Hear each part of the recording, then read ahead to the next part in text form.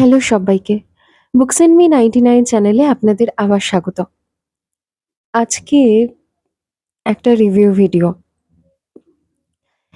আর আজকে যে বইটা রিভিউ করব সেই বইটা অসাধারণ। মানে আমার জাস্ট প্রচন্ড ভালো লেগেছে বইটা। প্রচন্ড ভালো। আশা করছি এই বইটা পড়েনি বা পড়ার পরে ভালো লাগেনি এরকম মানুষ খুব কম আছে। খুব কম। আমার পাঠকের দপ্তরের মধ্যে তো অনেকেই এই বইটা পড়েছেন। আর প্রচুর মানুষের এই বইটা ভালোও লেগেছে। আমি এরকম প্রচুর বুক টিউবারের ভিডিও দেখেছি, রিভিউ ভিডিও দেখেছি যে এই বইটাকে নিয়ে কথা বলেই যাচ্ছে কারণ বইটা প্রচন্ড ভালো একটা বই। সত্যিই তাই। লেখক দেবজ্যোতি ভট্টাচার্যের লেখা ঈশ্বরপুরের প্রেম কথা পত্রভারতী প্রকাশনা থেকে প্রকাশিত। পৃষ্ঠা সংখ্যা হচ্ছে ১৯২টি এবং মুদ্রিত মূল্য হচ্ছে ২৯৫ টাকা। এই বইটা নিয়ে আমি যত বলবো তত কম হবে। বইতে নায়ক হচ্ছে দেবব্রত অর্থাৎ দেবু আর নায়িকা হচ্ছে বিবি। দেবব্রত নিজের দাদা, বৌদি, তাদের একমাত্র সন্তান এবং মা এই সবাইকে নিয়েই দেবব্রতর সংসার।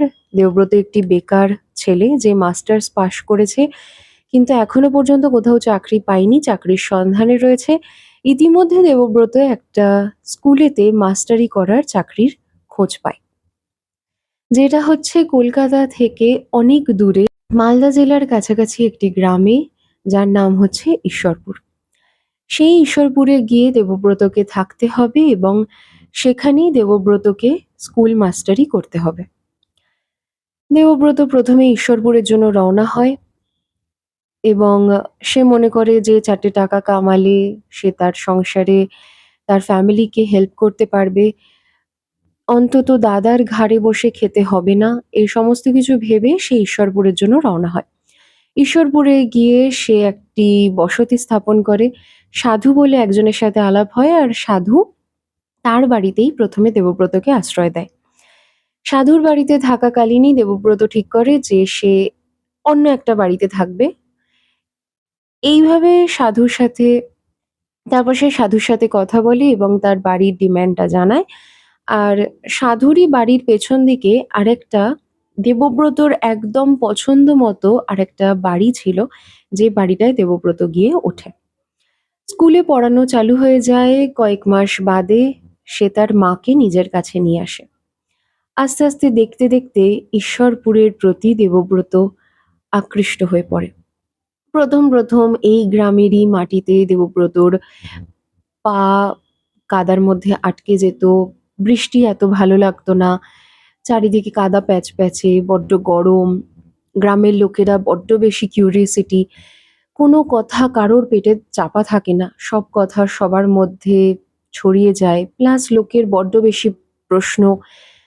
এই সমস্ত কিছু দেবব্রতর ভালো লাগতো না।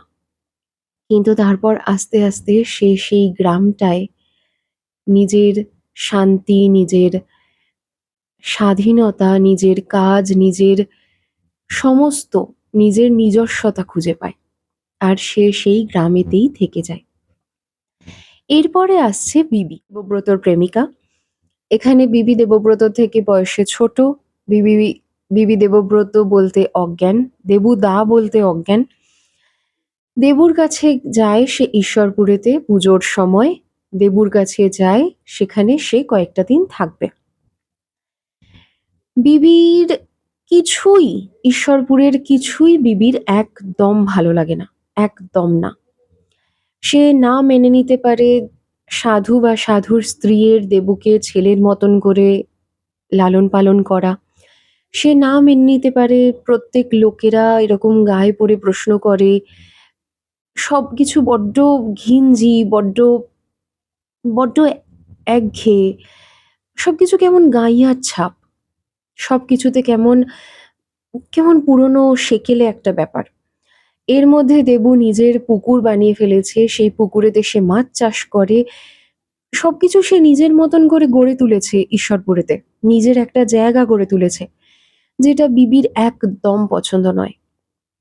অবশেষে সে বুঝতে পারে তার দেবুদা তাকে ফেলে ঈশ্বরপুরকেই আপন করে নিয়েছে। এবার আসে এমন একটা মুহূর্ত যেখানে দেবু আর বিবির ছাড়াছাড়ি হয়ে যায়। দেবু পড়ে থাকে ঈশ্বরপুরেতে আর বিবি চলে আসে কলকাতায়। নিজের কেরিয়ার, নিজের পড়াশোনা, সামনের দিকে এগিয়ে যাওয়া সমস্ত কিছু দেখতে। এরপর থেকে গল্পটা এত সুন্দরভাবে এগিয়েছে, আর শেষটা, বিশেষ করে শেষটা এত সুন্দরভাবে শেষ হয়েছে যে শেষটা যদি এরকম না হতো তাহলে হয়তো আমি অনেকটা নিরাশ হতাম, অনেকটা। মানে অদ্ভুত একটা ভালো লাগা কাজ করেছে যখন বইটা শেষ হয়েছে। চোখ জলে ভরে গেছে, আনন্দে, ভালো লাগায় মনটা হালকা হয়ে গেছে। এত ভালো লেগেছে আমার বইটা পড়ে, আমি আমি বলে বোঝাতে পারবো না। ইভেন এখনো আমার কথা বলতে বলতে চোখে জল চলে আসছে। আমি সত্যিই লেখকের কাছে কৃতজ্ঞ যে উনি এত ভালো একটা উপন্যাস আমাদের উপহার দিয়েছেন। আমি এটাকে শুধু প্রেমের উপন্যাস বলবো না, কারণ এর মধ্যে প্রেম আছে, বন্ধুত্ব আছে, শিক্ষা আছে। শুধু প্রেমের কথা ভেবে বা শুধু নিজেদের কথা ভেবে পিছিয়ে পড়া বা থেমে যাওয়া নেই। সামনের দিকে এগিয়ে যাওয়া আছে এবং একে অপরকে সামনে এগিয়ে যেতে সাহায্য করা আছে। আপনারা হয়তো বুঝতে পারছেন আমার গলা কাঁপছে, কারণ আমার সত্যিই বইটা পড়ে আমার ভীষণ ভালো লেগেছে। আমি সেই ভালো লাগাটাই পুরোটা হয়তো প্রকাশ করতে পারছি না, কিন্তু সেই ভালো লাগাটাই আমার গলার মধ্যে ডগমগ করছে। আপনারা যদি বইটা না পড়ে থাকেন তাহলে অবশ্যই ভাবে বইটা পড়ে দেখবেন। আমি গ্যারান্টি দিচ্ছি, ইভেন পুরো পাঠক সমাজ হয়তো গ্যারান্টি দেবে যে এই বইটা পড়ে আপনারা নিরাশ হবেন না। কেউ নিরাশ হবে না। একরাশ ভালো লাগায় বুক ভরে যাবে। অবশ্যই পড়ে দেখুন দেবজ্যোতি ভট্টাচার্যের লেখা ঈশ্বরপুরের প্রেম কথা। আর বই সংক্রান্ত ভিডিও ভালো লাগলে বা আমার বই নিয়ে বকবক ভালো লাগলে অবশ্যই চ্যানেলটিকে সাবস্ক্রাইব করে দেবেন। আজকের মতো এখানেই শেষ। আবার আসবো পরের কোনো ভিডিওতে। বাই।